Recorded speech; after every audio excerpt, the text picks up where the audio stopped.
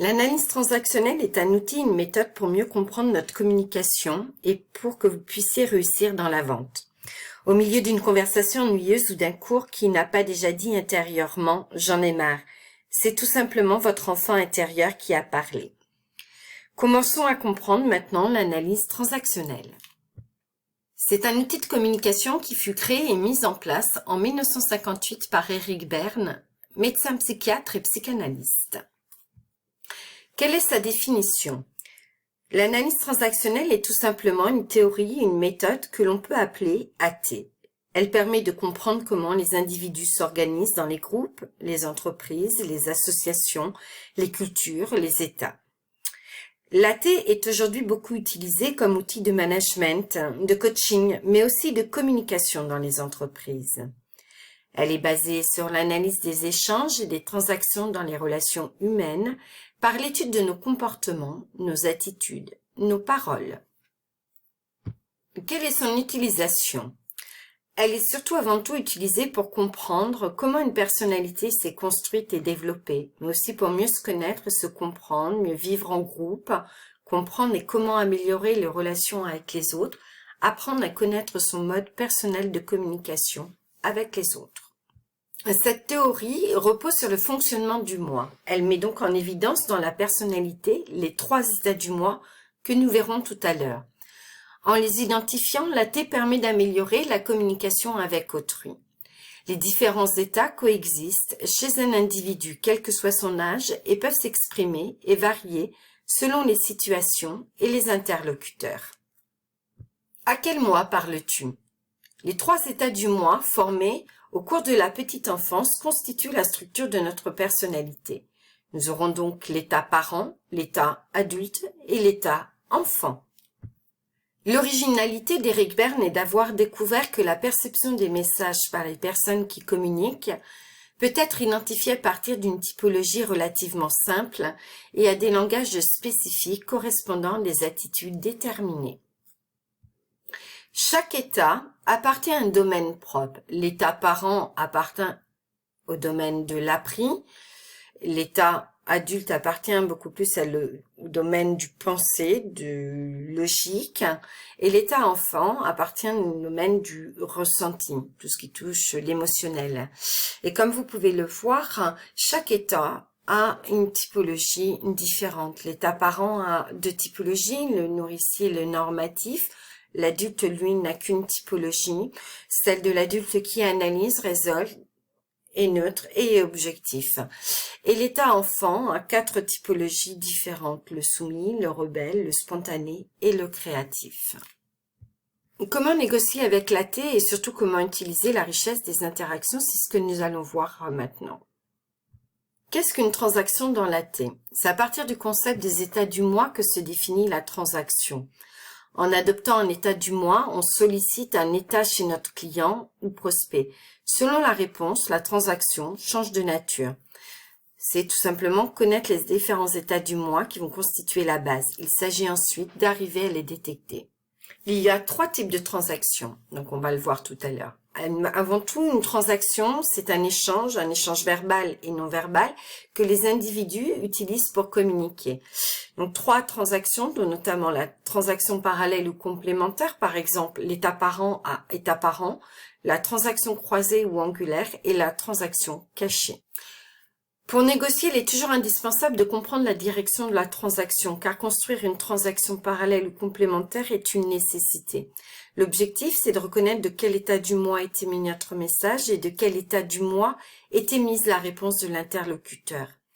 Il est important de situer notre état du moi et celui de l'autre pour surtout construire une relation positive et constructive. Donc nous allons voir maintenant aussi comment utiliser la transaction.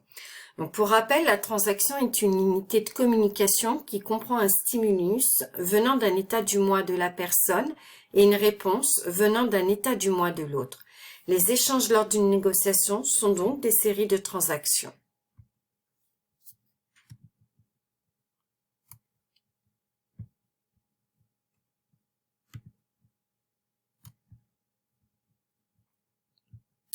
La transaction parallèle, l'état du moi qui répond est celui qui a été sollicité par l'émetteur. Par exemple, comme question, quelle heure est-il? La réponse, il est 16h30.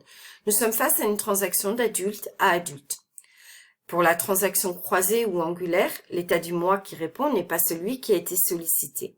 Par exemple, quelle heure est-il? La réponse, je m'en fiche. Nous sommes dans une transaction d'adulte, réponse, transaction enfant. La transaction cachée. La transaction cachée se passe sur deux niveaux, le dit et le non-dit. Ici, la communication se joue au niveau du non-dit qui pilote. Exemple, je suis un vendeur. C'est le dernier iPod que nous ayons. On va d'une transaction adulte vers adulte. L'acheteur répond, vite, vite, je le prends, adulte à adulte. Mais en réalité, le vendeur souhaite s'adresser à l'état enfant de l'acheteur éventuel qui réagit en enfant en pensant « Ah, si c'est le dernier, il faut que je l'achète ».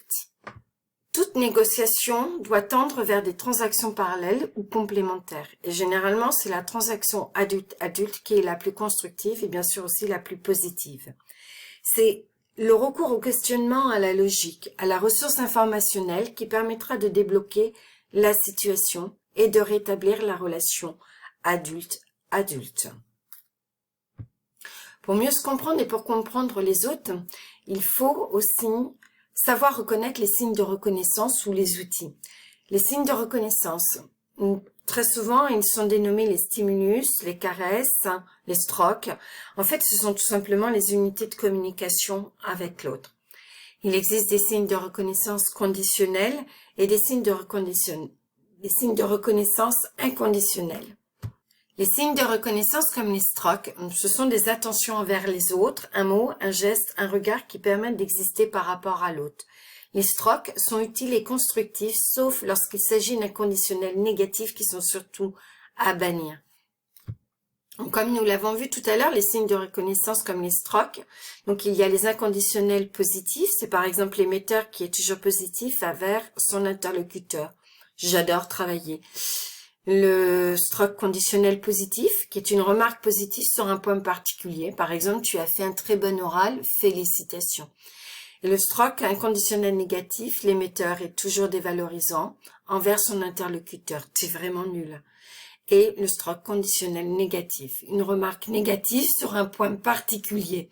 Cette intervention a manqué de structure.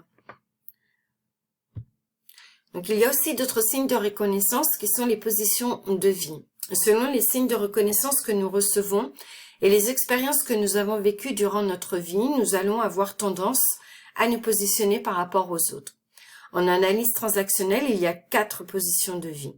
Le plus, qui est la position idéale et saine, j'estime les autres et suis valorisé par ces derniers. La position plus-moins, position d'arrogance et de médiocrité, je m'estime supérieur aux autres. La position moins plus, position dépressive, je suis mauvais, les autres me sont supérieurs. Et la position moins, position dérisoire, désespérée, cynique. Je suis mauvais, les autres sont mauvais. Notre positionnement naturel induit certains de nos comportements dans nos transactions quotidiennes. La position bien sûr avisée et bien entendu la position plus, qui permet un équilibre dans les relations et favorise les issues favorables dans les conflits. Comme vous pouvez le voir, à travers ce tableau, vous aurez quelques exemples de repères. Par exemple, en termes de signes de reconnaissance, aussi bien au niveau mots, voix, gestes ou expressions ou attitudes. Donc, en conclusion, l'analyse transactionnelle est donc tout simplement un outil d'aide à la vente et à la négociation. Lorsque l'état du moi est identifié, le vendeur va utiliser différents outils comme les strokes ou les positions de vie pour établir une communication positive et équilibrée avec son client ou prospect. Tout simplement, la relation commerciale doit être constructive et positive pour amener à la réussite de la vente.